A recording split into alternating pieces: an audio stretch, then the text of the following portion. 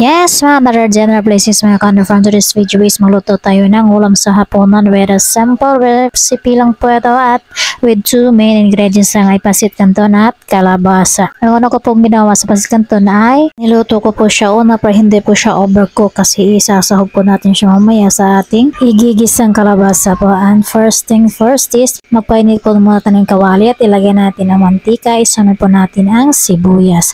Pagkatapos po ng sibuyas ay isunod na po natin ang bawang. Halo-haluin lang po natin siya hanggang sa golden brown na po yung ating mga ricados.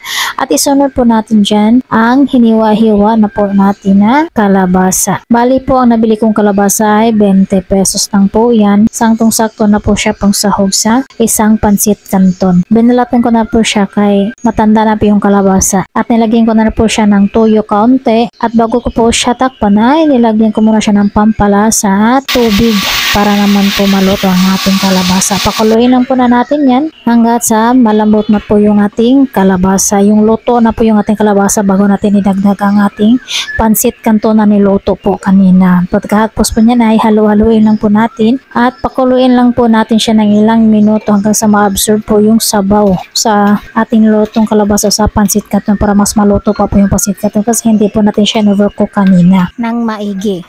At pagkatapos po niyan, pag kumulo na po yan, ay idadagdag na po natin ang seasonings po ng pansit canton. Yan na po yung magpapalasa talaga sa ating nilutong kalabasa with pansit canton calamansi flavor. Simpleng-simple lang po mga ka-wonderful. Busog na po talaga kayo dito sa ulam nyo. Lalo na po pag may mga anak kayo na pihikan sa ulam at ayaw kumain ng gulay. Pwedeng gawin nyo po to sa kanila. Pwede nyo rin pong pinuhin yung kalabasa para hindi po nila malalaman na kalabasa po talaga yan. At mga ka-wonderful, ready to serve na po yan maya-maya ang ating luto. Ready na po sa kainan ha. At yan na po ang kinalabasa ng ating lutong kalabasa with pansit canton. Ready to serve. Simpleng ulam lang. At budget friendly po para sa lahat na tulad ko na nagtitipid para sa ulam kada araw-araw. Dito na lang po magpatatapos ang ating cooking video mga ka-wonderful. Thank you for watching. Bye-bye!